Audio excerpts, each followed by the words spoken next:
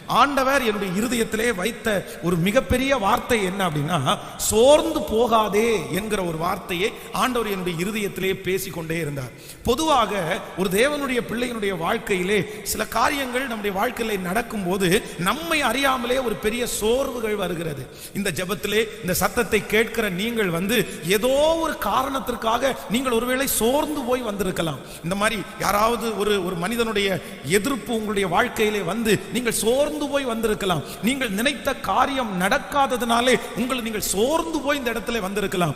ஆனால் என்னுடைய கர்த்தராகிய ஆண்டவர் வாக்கு கொடுக்கிறார், சோர்ந்து போகிறவனுக்கு அவர் பலன் கொடுத்து சத்துவம் இல்லாதவனுடைய சத்துவத்தை கர்த்தர் பலப்படுத்த போகிறார். நான் இந்த சோர்விலிருந்து வெளியே வர முடியாது, அவ்வளவுதான், நான் ரொம்ப சோர்ந்து போய்விட்டேன், பல நாட்களாய் பல மாதங்களாய் பல வருடங்களாக நான் ரொம்ப சோர்வுக்குள்ளாகிவிட்டேன், நான் பழையது மாதிரி இனி வேகமா நான் இருக்க முடியாது, நான் உற்சாகமாக முடியாது, எனக்குள்ள ஒரு சோர்வு என்னை ஆழ்த்தி இருக்கிறது. ஆனா நான் நம்புகிறேன், இந்த 21 நாட்கள் ஜெபம் முடியும் போது கர்த்தர் சோர்ந்து போய் இருக்கிற உங்களுக்கு ஒரு புதிய பலனை கர்த்தர் தருகிறார். கழுகை போல கர்த்தர் உங்களுக்கு பலன் தருகிறார்.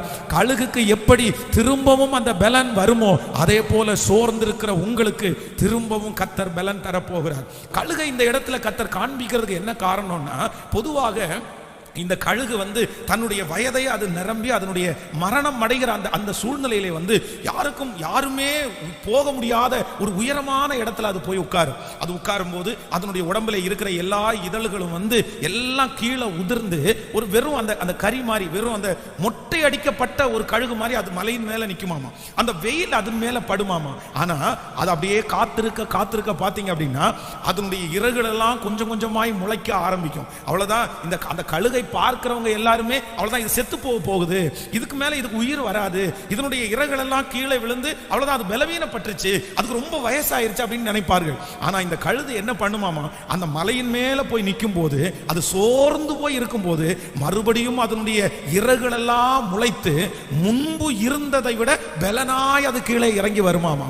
அப்ப நான் என்ன நம்புறேன் அப்படின்னா, இந்த 21 நாட்கள் ஜெபத்துல நீங்கள் சோர்ந்து போய் இனி எனக்கு வாழ்வே இல்லைன்னு நினைக்கலாம். உங்களை பார்க்கிற நிறைய பேரு நீங்க இவ்வளவு உற்சாகமான ஆளாச்சே, ஆனா நீங்க ரொம்ப சோர்ந்து போயிட்டீங்களே, இந்த பிரச்சனை உங்களை ரொம்ப சோர்வுக்குள்ளாக்கிருச்சு, நீங்க பல வருஷம் ஆயிருச்சு, பல மாதம் ஆயிருச்சு, உங்களுடைய முகம் அவ்வளவு ஃப்ரெஷ்ஷா இல்ல, உங்க சரீரம் அவ்வளவு பலனா இல்ல அப்படின்னு யாரெல்லாம் உங்களை பார்த்து சொன்னார்களோ, நான் நம்புகிறேன் கர்த்தருக்கு காத்திருக்கும்படியாக நீங்கள் வந்திருக்கிறீர்கள். கர்த்தருக்கு காத்திருக்க நீங்கள் ஆரம்பித்து விட்டீர்கள்.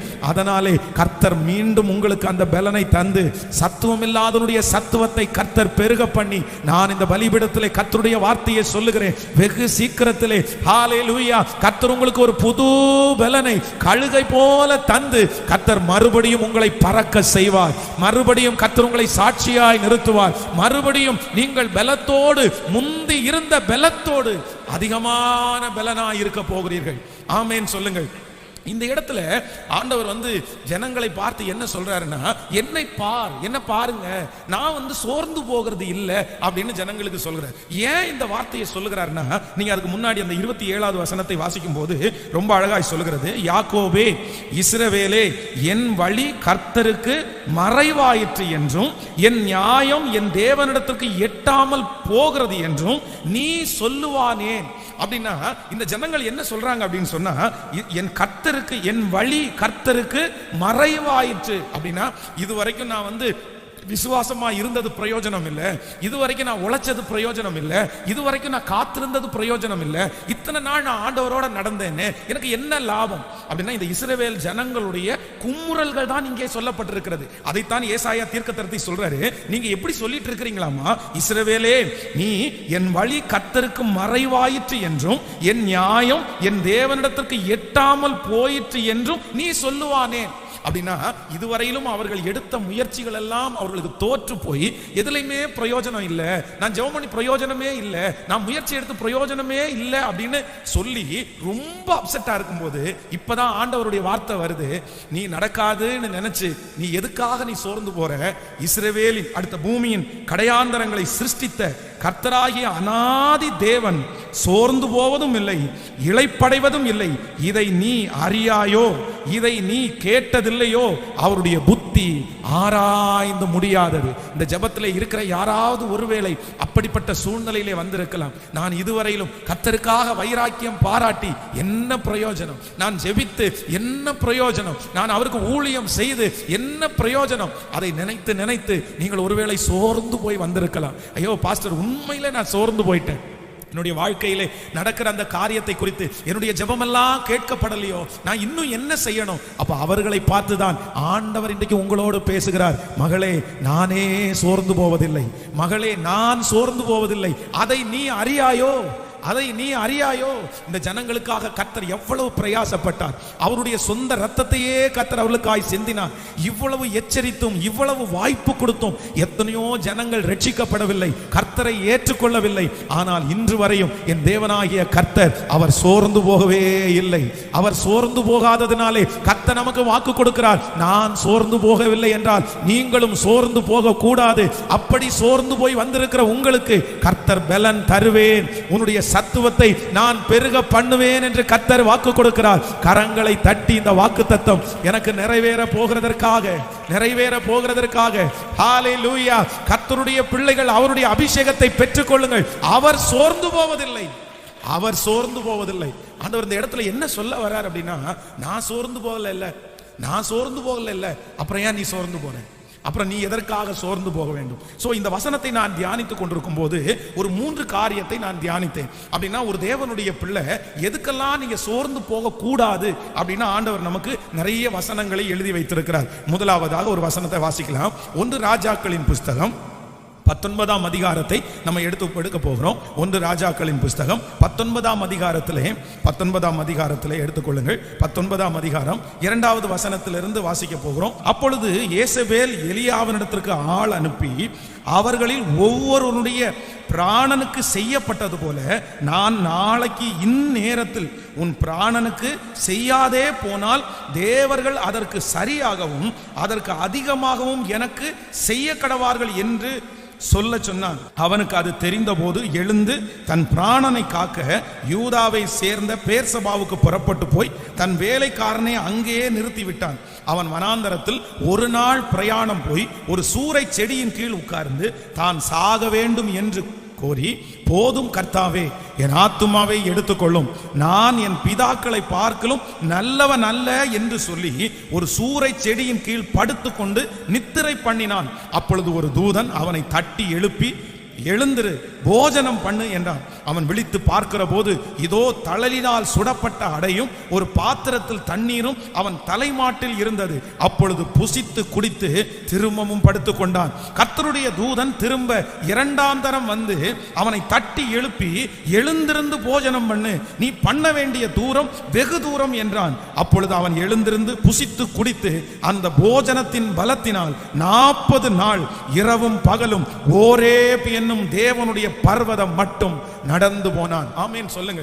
கர்த்தருடைய பிள்ளைகளே, இந்த இடத்திலே எலியாவை குறித்து மிக அழகாய் சொல்லப்பட்டிருக்கிறது. இந்த எலியா சாதாரணமான தேவ மனிதன் அல்ல. இவர் பெரிய பெரிய சவால்களை எல்லாம் எதிர்கொண்ட ஒரு தேவ மனுஷன். ஆண்டவருக்காக வைராக்கியம் பாராட்டினவர். இவர் ஒரே ஆளாக நின்று அவனுக்கு முன்பாக இருந்த எல்லா தீர்க்கதரிசிகளிடத்திலையும் மிகப்பெரிய சவாலை செய்தார். அவர்கள் அவருடைய தேவனை நோக்கி கூப்பிடும் போது அவர் ஜாலியா நடந்துட்டு அவங்களுக்கு முன்னாடி ரொம்ப கிண்டல் பண்ணி நடிச்சிட்டாரு. ஆனா திடீரென்று அந்த ஊழியம் எல்லாம் முடிச்சுட்டு அவர் வராரு. அப்ப யேசபேல் என்கிற அந்த நாட்டினுடைய ராஜாவினுடைய மனைவி, அவள் ஒரு மோசமான ஒரு கேரக்டர் உள்ளவர், அவள் ஒரு நல்ல குணம் உள்ளவர்கள் அல்ல. ஆனா இந்த யேசபேல் என்ன பண்றா அப்படின்னா, ஒரு மனுஷனை கூப்பிட்டு எப்படி பண்ணானா, அங்க இருக்கிற என்னுடைய ஆட்களை எல்லாம் அவன் கொன்னுட்டானா பாரு, அவன் என்ன செஞ்சானோ அதற்கு பதிலாக அவனுடைய ஜீவனை நான் எடுத்துருவேன், அவனை நான் கொன்றுவேன், அவனை உயிரோட வைக்க மாட்டேன் அப்படின்னு ஒரு மிரட்டலான ஒரு வார்த்தையை சொல்லி அனுப்புகிறார்கள். நன்றாய் கவனிங்க. கொண்டு வந்து சொன்ன ஆள் எப்படி சொன்னாங்கன்னு தெரியல. ஆனா இந்த வார்த்தையை கேட்ட உடனே அவ்வளோ பெரிய தேவ மனுஷனா இருந்த இந்த தீர்க்கதரிசிக்கு அவருக்குள்ள ஒரு பெரிய சோறு வந்துருச்சு. இத்தனை நாட்களும் அவர்களுக்கு முன்பாக எத்தனையோ ஊழியங்களை செய்திருக்கிறார். அப்போ ஒரு ஊழியக்காரனுக்கே மற்றவர்கள் பேசுகிற வார்த்தையினாலே ஒரு சோர்வு வருமானால் சாதாரணமான ஜனங்கள் எம்மாத்திரம். அப்போ நான் என்ன நம்புறேன் அப்படின்னு சொன்னா, அப்படி மனிதனுடைய வார்த்தையினாலே சோர்ந்து போன தீர்க்கதரிசியை கர்த்தர் தட்டி எழுப்பி அவனுக்கு போஜனத்தை கொடுத்து சொல்றாரு, நீ போக வேண்டிய தூரம் வெகு தூரம், நான் உன்னை பலப்படுத்துவேன் என்று கர்த்தர் பலப்படுத்தினார். அப்போ இன்றைக்கு எல்லாரும் கவனமாய் கவனிங்க, நம்ம எதுல ரொம்ப சோர்ந்து போக கூடாதுன்னா, மனுஷனுடைய வார்த்தைக்கு ஆண்டவருடைய பிள்ளைகள் சோர்ந்து போகவே கூடாது. எவ்வளவு பெரிய பலசாலிகளா இருந்தாலும் சில நேரத்தில் மனிதனுடைய வார்த்தைகள் வந்து நம்மளை ரொம்ப சோர்ந்து போக பண்ணுகிறது. இந்த ஜெபத்துல இருக்கிறவங்க கூட, இந்த சத்தத்தை கேட்கிறவர்கள், நீங்க எதற்கும் சோர்ந்து போகாத ஆளா இருக்கலாம். உங்க வாழ்க்கையில வந்திருக்கிற பல பிரச்சனைகளை நீங்கள் அப்படியே சோர்ந்து போகாம நீங்கள் ஜெயித்திருக்கலாம். ஆனா ஒரே ஒரு மனுஷனுடைய வார்த்தையினால் ஒருவேளை நீங்கள் சோர்ந்து போயிருக்கலாம். அது உங்கள் சொந்தக்காரங்க பேசி இருக்கலாம், இல்லைன்னா ஒரு மருத்துவர் உங்களை பார்த்து பேசி இருக்கலாம். யாருக்காக ஆண்டவர் சொல்றாருன்னு தெரியல, ஆனா நான் கர்த்தருடைய வார்த்தையை விசுவாசிக்கிறேன். இல்லை, மனிதனுடைய வார்த்தையை கேட்டு சோர்ந்து போயிருக்கிற கர்த்தருடைய பிள்ளையே, ஆண்டவர் உங்களுக்கு ஒரு புது பலனை தருகிறார். ஒரு புது பலனை கர்த்தர் உங்களுக்கு கட்டளை இடுகிறார். நீ அந்த மனுஷனுடைய வார்த்தைக்கு சோர்ந்து போக வேண்டிய அவசியம் இல்லை. அவனுடைய வார்த்தை நடக்க போவது இல்லை. அந்த வார்த்தையின்படி கர்த்தர் செய்ய போவதில்லை. கர்த்தர் அவனுடைய வாயிலிருந்து புறப்பட்ட அந்த வார்த்தையை அதம் பண்ணி கர்த்தர் உங்களுக்கு கொடுத்த அனைத்து வாக்குத்தத்தங்களையும் கர்த்தர் அப்படியே நிறைவேற்ற போகிறார். எலியாவை தட்டி கொடுத்த கர்த்தர் இன்றைக்கு இந்த இரண்டாவது நாள் ஜெபத்திலே உங்க பக்கத்துல வந்து சொல்றாரு, மனுஷனுடைய வார்த்தையை கேட்டு நீ சோர்ந்து போனாயோ, நீ போக வேண்டிய தூரம் வெகு தூரம், நீ பண்ண வேண்டிய பிரயாணம் வெகு தூரம், நீ எனக்காக செய்ய வேண்டியது நிறைய காரியங்கள், நீ எழுந்து புறப்பட்டு கடந்து போ. ஹல்லேலூயா. சில நேரத்தில் மனுஷங்க அப்படிதான், நம்மளை விசுவாசமா இருந்தா நம்மளை ரொம்ப உடைச்சிருவாங்க. உனக்கு இப்படி நடக்காது அப்படின்னு சொல்லுவாங்க. நீ எத்தனை நாள் ஜெபம் பண்ணிட்டு இருப்பேன்னு சொல்லுவாங்க. இல்லைன்னா நீ ஜெபம் பண்ணி என்ன உனக்கு அற்புதம் நடந்துன்னு சொல்லுவாங்க. மனுஷனுடைய வார்த்தைகள் வந்து சில நேரத்தில் அம்பு மாதிரி நம்மளை குத்தும். அது நம்மளை ரொம்ப நொடிஞ்சு போக பண்ணும். ஆனா இஸ்ரவேலின் ஜெயபலமானவர் இல்லை இல்லை, மனுஷனுடைய வார்த்தைக்கு நீ என்ன பண்ணக்கூடாதுன்னா சோர்ந்து போக கூடாது. எத்தனை பேர் விசுவாசிக்கிறீர்கள்? ஒரு விசை நான் வந்து ஒரு மனுஷனுடைய வார்த்தையினாலே மிகவும் சோர்ந்து போய்விட்டேன். அவ்வளவுதான், அந்த மாதிரி ஒரு சோர்வு வந்ததே இல்லை. அவங்க பேசின வார்த்தைகள் வந்து என்னை ரொம்ப உடைச்சிருச்சு. அதுக்கு மேல ஊழியம் செய்யலாமா, செய்ய முடியுமா அப்படின்ற ஒரு தடுமாற்றமே வந்துருச்சு எனக்கு. சரி, என்ன பண்ண முடியும் அப்படின்னு அப்படி ரொம்ப சோர்ந்து போகும்போது ஆண்டவரே என்னை ஒரு இடத்துக்கு அழைத்து கொண்டு போன மாதிரி நான் அப்படியே ஒரு இடத்துக்கு நடந்து போகும்போது அங்கே ஒரு பெரிய காட்சி வந்து பார்த்தேன். அது எனக்கு ரொம்ப ஆச்சரியமா இருந்துச்சு. அப்படின்னா ரொம்ப உடல்நிலை பாதிக்கப்பட்ட ஒரு மனுஷன். அப்போ அவருடைய மனைவி 2 பேரும் அவர்கள் சேர்ந்து ஒரு பஸ் ஸ்டாண்ட்ல அப்படியே உட்கார்ந்து பேசிட்டே இருக்காங்க. அப்போ அவர் சொல்லும்போது சொல்றாரு, இனி நான் உங்களை எப்படி வச்சுக்குவேனோ, நான் உன்னை என்னை எப்படி பார்த்துக்குவேனோ, நீ நல்லா பார்த்துக்கோ உங்களை. அப்படி அந்த லாஸ்ட் மினிட்ல ஒரு மனுஷன் வந்து மரணம் அடைகிற நேரத்தில் அந்த கடைசியில நிறைய சொல்லுவார்ல, அந்த மனைவியை பார்த்து பிள்ளைகளை பார்த்து அந்த மாதிரி நிறைய வார்த்தைகளை வந்து அந்த மனைவியின் இடத்துல சொல்லிட்டே இருக்கிறாங்க. அப்போ அந்த மனைவி அவரை பார்த்து, சி வாயை மூடுங்க, அவ்வளோ கோபமா, சி வாயை மூடுங்க, நீங்க எதுக்கு இப்படி எல்லாம் பேசிட்டு இருக்கீங்க, இப்படி எல்லாம் பேசக்கூடாது, அதெல்லாம் எதுவுமே நடக்காது, நீங்க நல்லா இருப்பீங்க, நம்ம 2 பேரும் சேர்ந்து நம்முடைய பிள்ளைகளை திருமணம் பண்ணி வைக்க போறோம் அப்படின்னு ஒரு ஆண்டவரையே அறியாத ஒரு நபர் வந்து அந்த மனுஷனை அவ்வளோ என்கரேஜ் பண்ணாங்க. அப்ப நான் என்ன நம்புறேன் அப்படின்னா, அந்த மனுஷன் வந்து அதற்கு பிறகு அந்த வார்த்தையை பேசல, சந்தோஷமாய் அவர் அந்த இடத்தை விட்டு கடந்து போனார். ஒரு மனுஷனுடைய வார்த்தையே ஒரு மனுஷனை அப்படியே ஊன்ற கட்டுமானால், பலப்படுத்துமானால், நான் நம்புறேன் கர்த்தர் அன்னைக்கு என்கிட்ட பேசினாரு, நீ சோர்ந்து போகாத, மனுஷனுடைய வார்த்தைக்கு நீ ஒரு நாள் சோர்ந்து போக கூடாது, நான் உனக்கு வாக்கு கொடுக்கிறேன், நான் உன்னோட பேசுகிறேன், நான் உன்னோட இருக்கிறேன், நான் உன்னை பலப்படுத்துவேன், நான் உன்னை பயன்படுத்துவேன். கர்த்தரே நேரடியாக வந்து எனக்கு தட்டி கொடுக்கிறது மாதிரி இருந்துச்சு. நான் நம்புறேன் இன்றைக்கு இந்த ஜெபத்துல கர்த்தர் யாரோ ஒருத்தரை கர்த்தர் தட்டி கொடுக்கிறார். ஹல்லேலூயா. மனுஷனுடைய வார்த்தையினால சோர்ந்து போன ஆண்டவருடைய பிள்ளையை கர்த்தர் இன்னைக்கு உன் அருகாமையில வந்து சொல்றாரு, நீ அந்த வார்த்தைக்காக பயப்படாதே மகளே, மகனே, நீ அந்த வார்த்தைக்காக சோர்ந்து போகாதே, நீ சோர்ந்து போகாதே. கர்த்தராகிய நான் பெரியவர், சோர்ந்து போகிறவனுக்கு பலன் கொடுக்கிற கர்த்தர் அவர். மனுஷனுடைய வார்த்தைகள் அது ஒன்றுமில்லாமல் போக போகிறது. நான் உனக்கு சொன்னதை செய்யும் அளவும் நான் உன்னை கைவிடுவதே இல்லை. அவர் வார்த்தையிலே உண்மையுள்ளவர், அவர் வாக்குத்தத்தத்தில் உண்மையுள்ளவர், அவர் சொன்னதை நிச்சயம் செய்து முடிப்பார். அவர் ஒரு நாளும் நம்மை கைவிடுவதற்கு மனிதன் அல்ல, மனிதன் அல்ல. ஆமென். மனிதன் 1000 வார்த்தைகள் நம்மை உடைக்கிறது போல பேசினாலும் நான் என்ன நம்புறேன் அப்படின்னா, மனுஷனுடைய வார்த்தைகளுக்கு நீங்க ஒரு நாள் என்ன பண்ணக்கூடாதுன்னா சோர்ந்து போகவே கூடாது. ஆமென் சொல்லுங்கள்.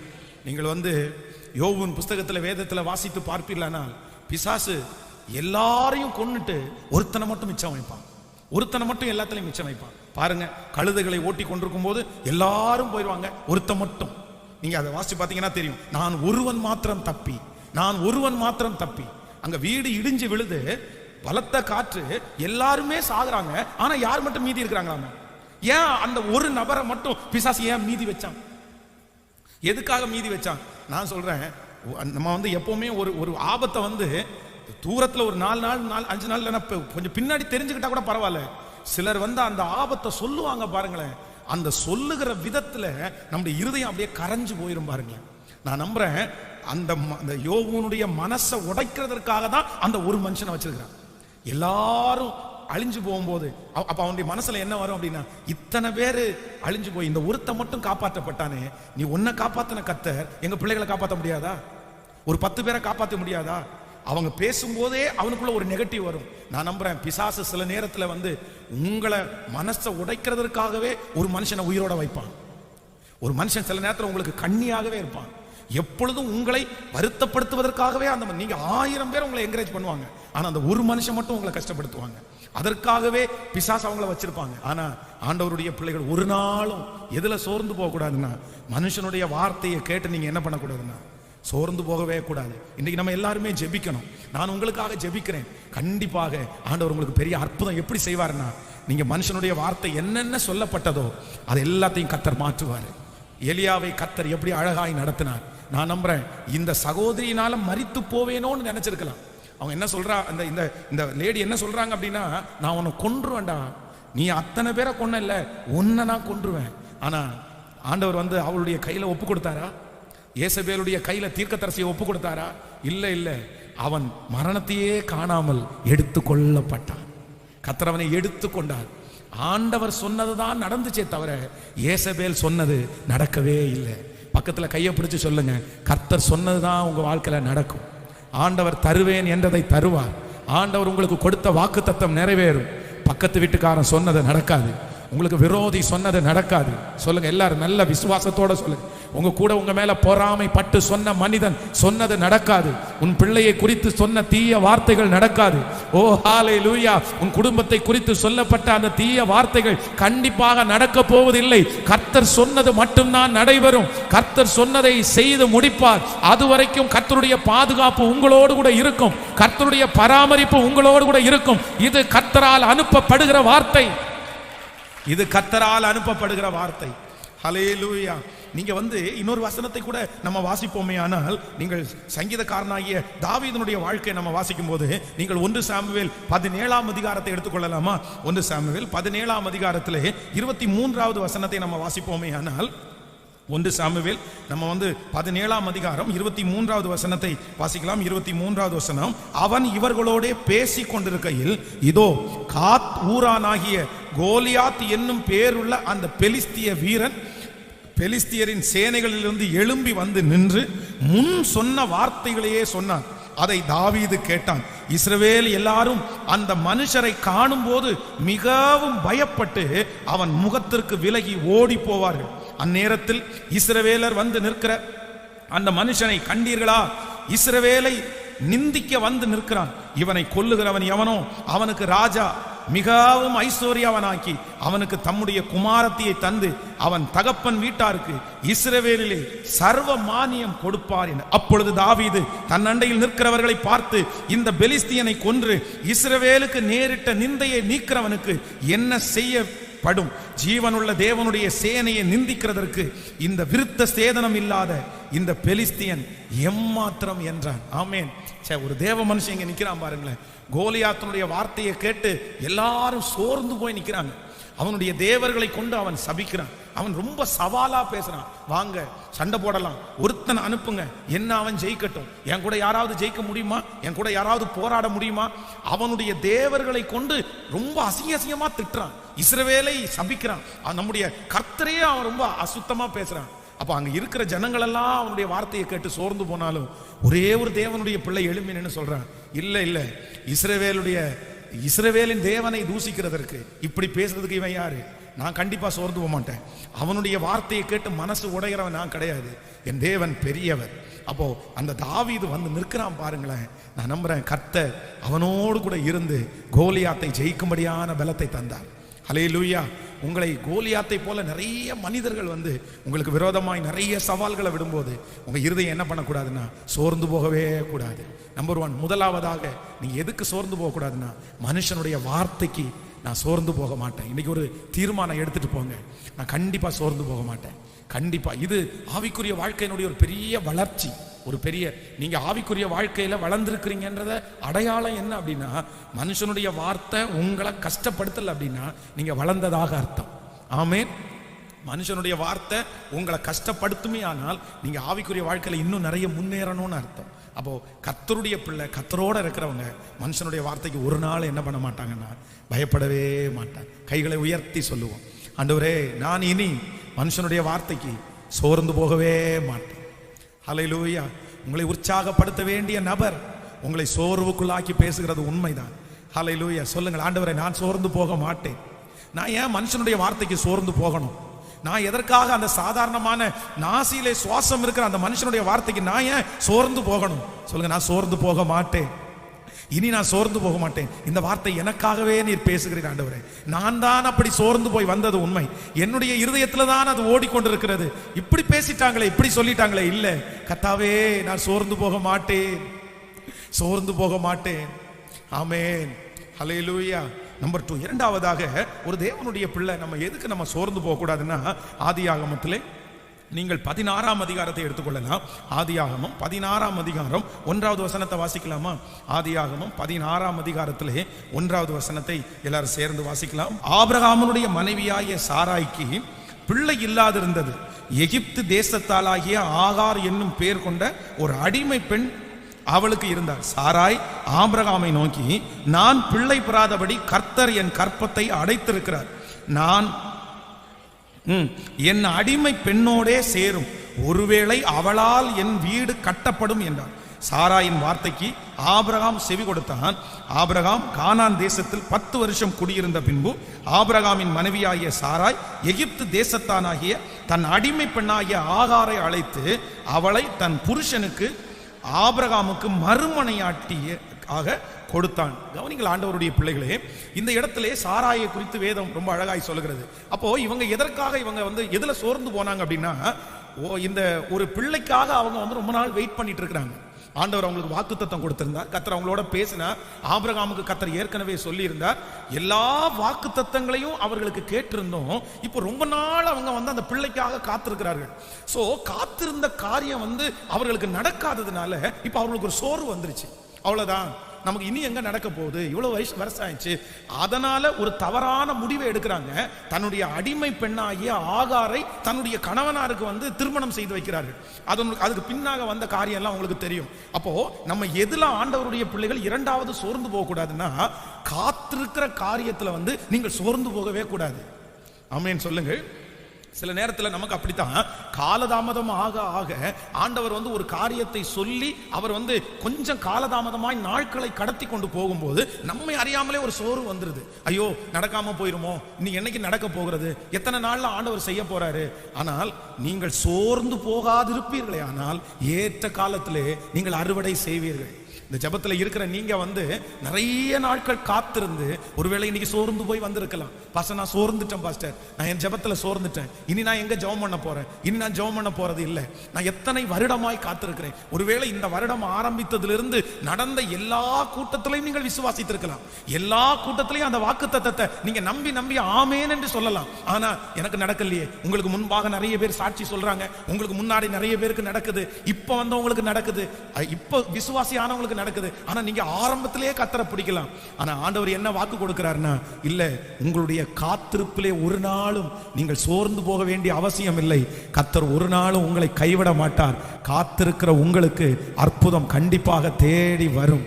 கர்த்தருக்கு காத்திருக்கிறவர்களோ புது பலன் அடைந்து செட்டைகளை அடித்து உயரே எழும்புவார்கள். அவர்கள் சோர்ந்து போக மாட்டார்கள், அவர்கள் வெட்கப்பட்டு போவது இல்லை.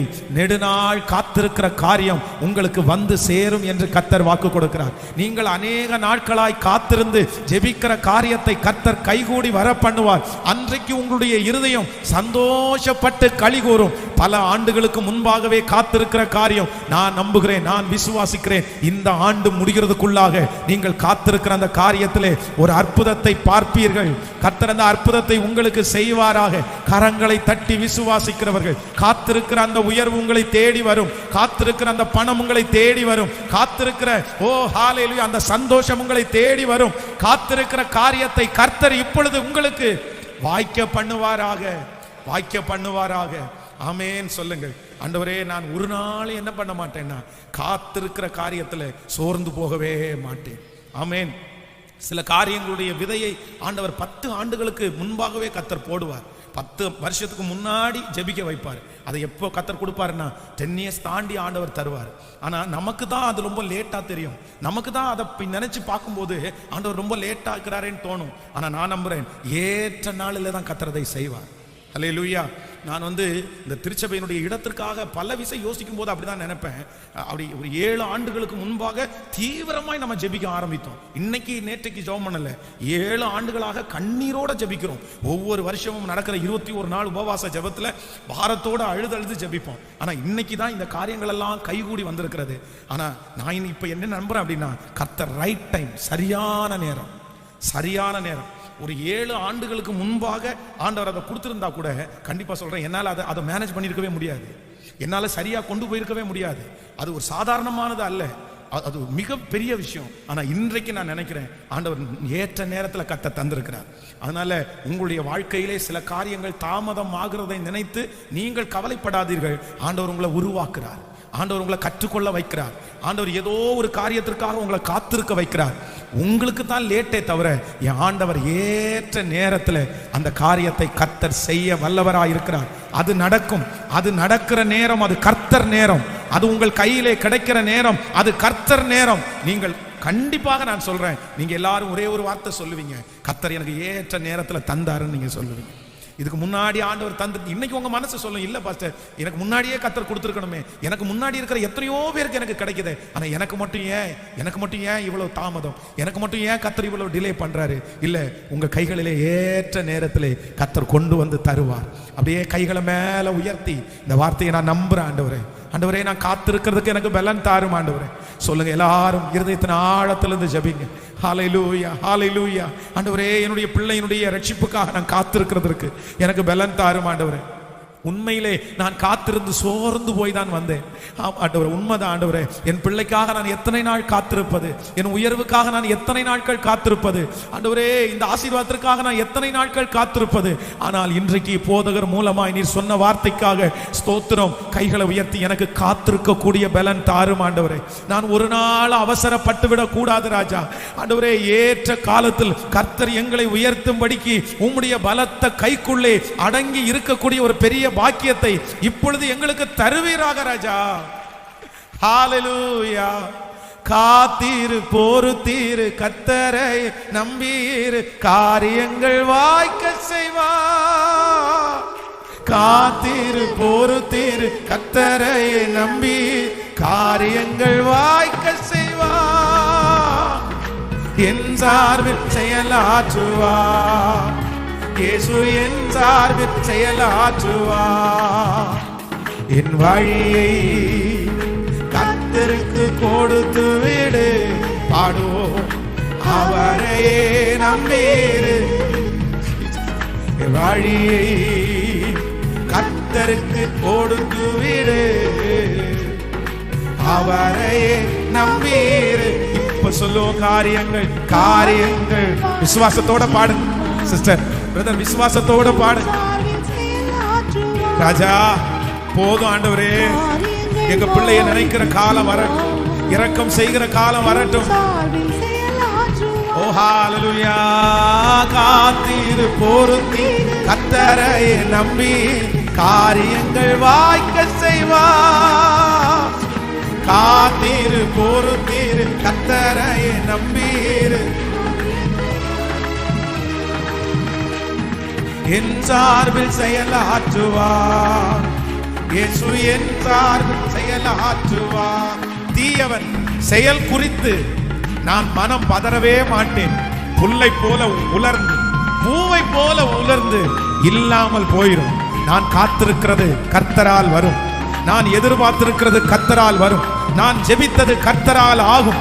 ஓ ஹalleluya. நெடுநாள் காத்திருக்கிறது வரும், அப்பொழுது எனக்கு மிகுந்த சந்தோஷம் உண்டாகும். தீ செயல் கூறி மனம் பதறாதே, ஓ தீயவன் செயல் குறித்து மனம் பதறாதே. புல்லை போல் உலர்ந்து பூவை போல் உதிர்ந்து இல்லாமல் போய்விடும். இது நடக்கட்டும் ஆண்டவரே, எங்க பிள்ளைகளுக்கு நடக்கட்டும் அப்பா. இல்லாமல் போய்விடும். காத்தீரு பொறுத்தீரு கர்த்தரை, காரியங்கள் வாய்க்க செய்வார். காத்தீரு பொறுத்தீரு கர்த்தரை நம்பி, காரியங்கள் வாய்க்க செய்வார். என் சார்பில் செயலாற்றுவார். இயேசு என் சார்பில், இயேசு என் சார்பில் செயலாற்றுவார். ஹalleluya. ஆண்டவரிடத்துல எல்லாரும் என்ன கேட்கணும்னா, ஆண்டவரே எனக்கு காலதாமதம் ஆகும் போது நான் காத்திருக்கிறதுல ஒரு நாள் என்ன பண்ணிடக்கூடாதுன்னா சோர்ந்து போயிடவே கூடாது. ஆமேன். நீங்கள் சோர்ந்து போகாதிருந்தால் ஏற்ற காலத்திலே அறுவடை செய்வீர்கள். விசுவாசிக்கிறீங்களா? ஒரு நாள் ஆண்டவர் என்னை தலை நிமிர பண்ணுவார். நான் என்ன பண்ண மாட்டேன்னா சோர்ந்து போவது இல்லை. என் இருதயம் சோர்ந்து போவது இல்லை. அவருக்கு ஒரு வேலை இருக்கும், அவருக்கு ஒரு டைம் இருக்கும். அவர் குறித்திருக்கிறதை நமக்காக நிறைவேற்றுவார். இன்றைக்கு எதிர்பார்க்க வேண்டாம், நாளைக்கு எதிர்பார்க்க வேண்டாம். அவருடைய நேரம் சரியானதாக தான் இருக்கும். ஆமேன். பரிசுத்தவான்கள் எத்தனையோ பேர் காத்திருந்தாங்க. நீங்கள் தாவீதை குறித்து வேதம் சொல்லுது, தாவீது காத்திருந்தான். அங்க இருக்கிற எல்லாரும் அவனை அவசரப்படுத்தினதுக்கு அப்புறம் கூட அவனாக அவசரப்படவே இல்லை. நீங்க அவசரப்பட வேண்டாம்.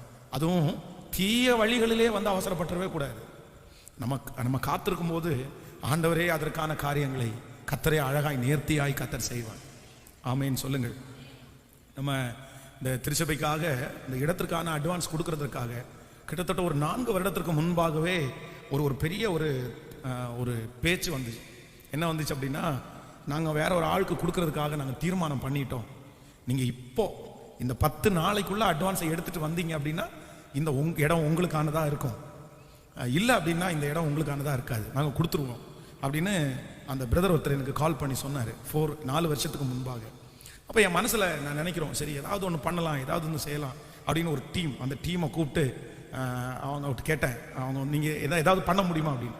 அப்போ அவங்க சொன்னாங்க, ஃபஸ்ட்டு வந்து எங்களுடைய பேருக்கு நாங்கள் அதை வாங்கிடுறோம், எங்கள் பேருக்கு நாங்கள் வாங்கிட்டு அதுக்கப்புறம் நாங்கள் உங்களுக்கு நாங்கள் வந்து கொடுக்குறோம் அப்படின்ற பேச்சுவார்த்தை எல்லாம் நடந்துருச்சு.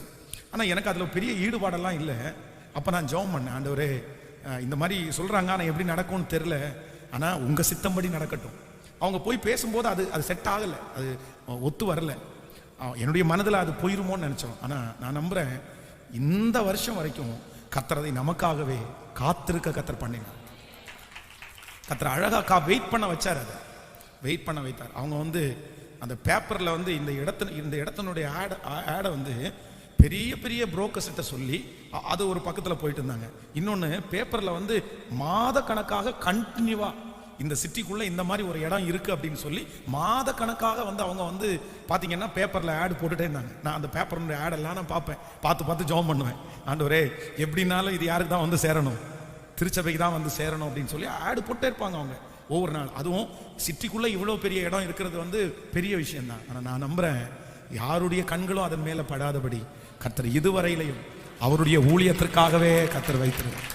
நான் என்ன சொல்ல வர்றேன், ஆண்டவருடைய பிள்ளைகளை, உலகத்தில் இருக்கிற மனிதர்கள் வந்து என்ன முயற்சி எடுத்தாலும் நீங்க கர்த்தர் கொடுத்த வாக்கு தத்தத்தை நம்பி நீங்க காத்துருங்க.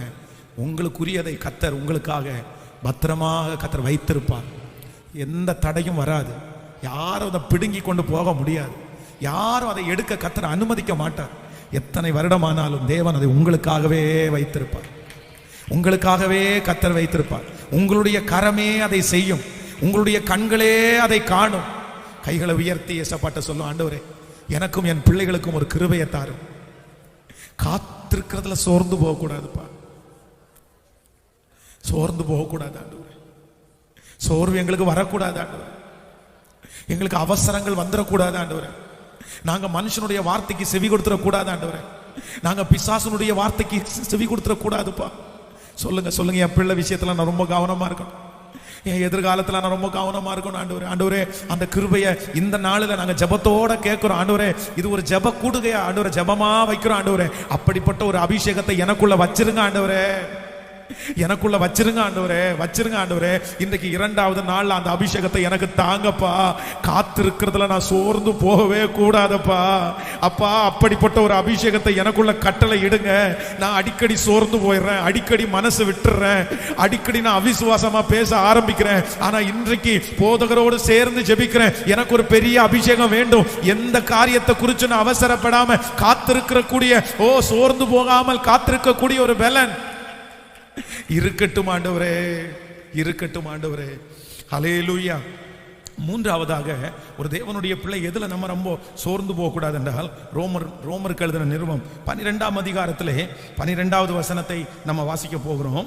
நம்பிக்கையிலே சந்தோஷமாயிருங்கள், உபத்திரவத்திலே பொறுமையாயிருங்கள், ஜெபத்திலே உறுதியாய் தரித்திருங்கள். இன்னொரு விஷயம் கூட வாசிக்கலாம். நம்பிக்கையிலே சந்தோஷமாயிருங்கள், உபத்திரவத்திலே பொறுமையாயிருங்கள், ஜெபத்திலே உறுதியாய் தரித்திருங்கள். அப்போ அப்போஸ்தலனாகிய பவுல் இந்த அதிகாரத்தை எழுதும் போது ரொம்ப தெளிவா எழுதுறாரு. என்ன எழுதுறாருன்னா, ஒரு தேவனுடைய பிள்ளை எதுல சோர்ந்து போக கூடாதாமா? நம்முடைய நம்பிக்கையில ஒரு நாள் சோர்ந்து போயிடக்கூடாதாமா. ஆமேன் சொல்லுங்கள். முதலாவதாக எதுல நம்ம சோர்ந்து போக கூடாதுன்னா, மனுஷனுடைய வார்த்தைக்கு நம்ம சோர்ந்து போக கூடாது. நம்பர் 2. 2வதாக காத்திருக்கிறதுல நம்ம சோர்ந்து போக கூடாது.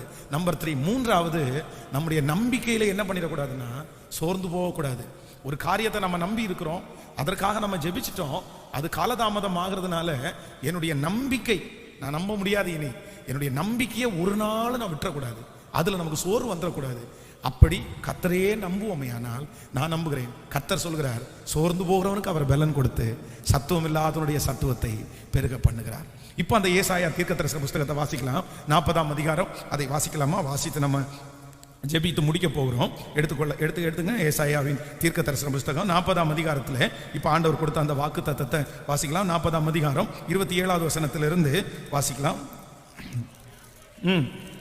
யாக்கோபே, இஸ்ரவேலே, என் வழி கர்த்தருக்கு மறைவாயிற்று என்றும் என் நியாயம் என் தேவனிடத்திற்கு எட்டாமல் போகிறது என்றும் நீ சொல்லுவானே.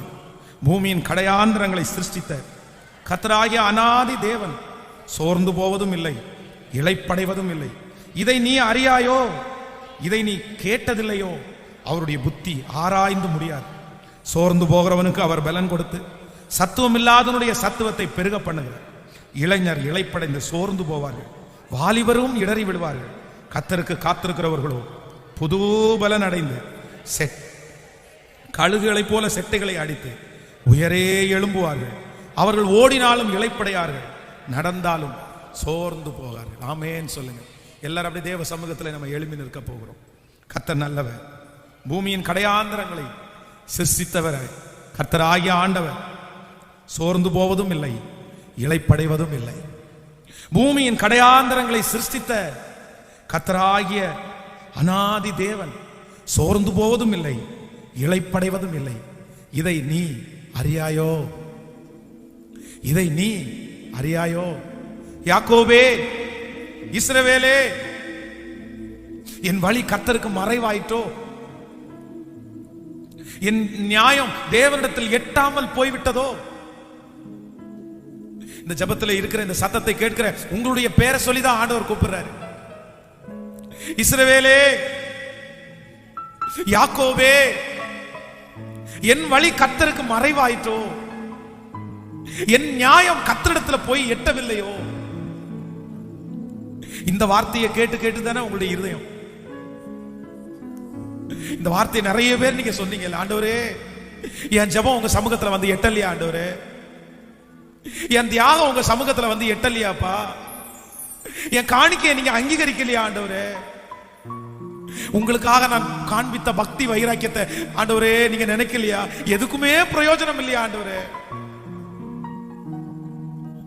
எதுவுமே பிரயோஜனம் இல்லாமலே போயிச்சோ? என் உபவாசத்துக்கு பிரயோஜனம் இல்லையா? ஆண்டவரே நான் போன டைமும் 21 நாள் இரக்கம் செய்யும் வரை ஜெபம் பண்ண இல்ல, அது பிரயோஜனம் இல்லாம போயிச்சோ? அந்த எண்ணத்தோட இருக்கும் போதுதான் கர்த்தர் பேசுறாரு. உனக்கு தெரியாதா? இஸ்ரவேலின் ஜெயபலமானவர் நான். சோர்ந்து போவதே இல்ல, நான் இளைப்படைவதே இல்ல. இதை நீ அறியாயோ? என் ஜனமே இஸ்ரவேலே, யாக்கோபே, கர்த்தராகிய நான் சோர்ந்து போவதில்லை என்று நீ அறியாயோ? நீ அறியாயோ? நான் பூமியினுடைய கடையாந்திரங்களை சிருஷ்டித்த கர்த்தராகிய அனாதி தேவனாகிய நான் சோர்ந்து போவதில்லை. நான் சோர்ந்து போவதில்லை, ஆனால் என்னுடைய பிள்ளையாகிய நீயும் சோர்ந்து போவது இல்லை.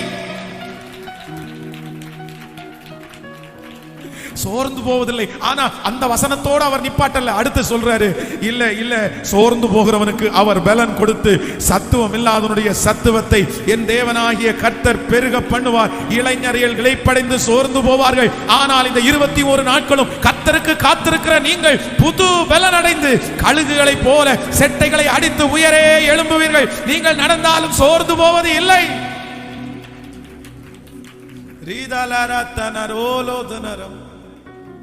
கரங்களை மேல உயர்த்தி ஆண்டவரே நன்றி,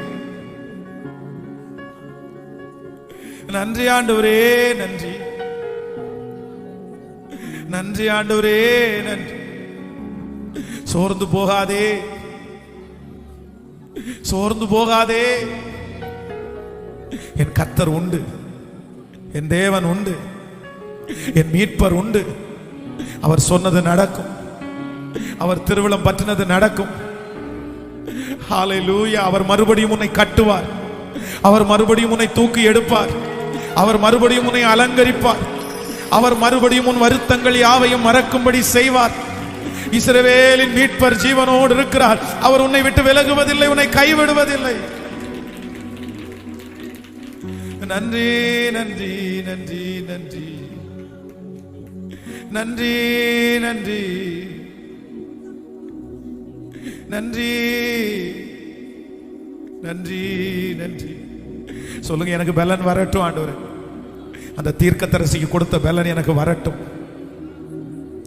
இந்த 21 நாட்களும் கர்த்தர் உங்களுக்கு கொடுக்கிற ஆகாரம், கர்த்தர் உங்களுக்கு கொடுக்கிற தண்ணீர், அதுக்காக தான் இந்த ஜெபத்தை கர்த்தர் நடத்த வைக்கிறார். உங்களை உற்சாகப்படுத்துவதற்காக தான் கர்த்தர் இதை ஆரம்பிச்சிருக்கிறார். சோர்ந்து போயிருக்கிற உங்களை பலப்படுத்துவதற்காக தான் கர்த்தர் இந்த ஜெபத்தை வச்சிருக்கிறார்.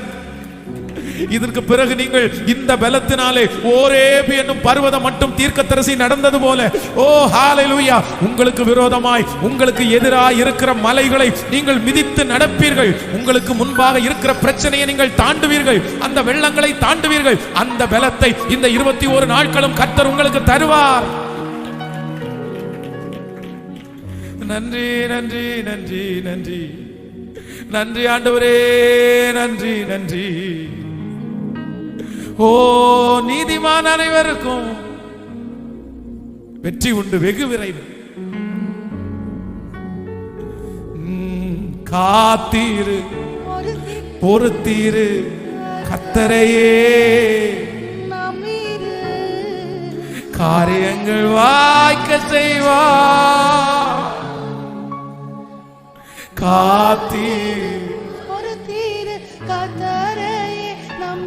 கதவு திறக்கட்டும் ஆண்டவரே, அதற்கான வழிகள் திறக்கட்டும் ஆண்டவரே. என் சார்பில் செயலாற்றுவார் இயேசு, என் சார்பில் செயலாற்றுவார். விசுவாசிக்கிறீங்களா? அவர் சொன்ன வார்த்தை ஒரு நாளும் தரையிலே விழாது. தகப்பனே, தகப்பனே, இந்த ஜெபத்திலே யாரெல்லாம் எந்தெந்த காரியத்திற்காய் காத்திருக்கிறார்களோ,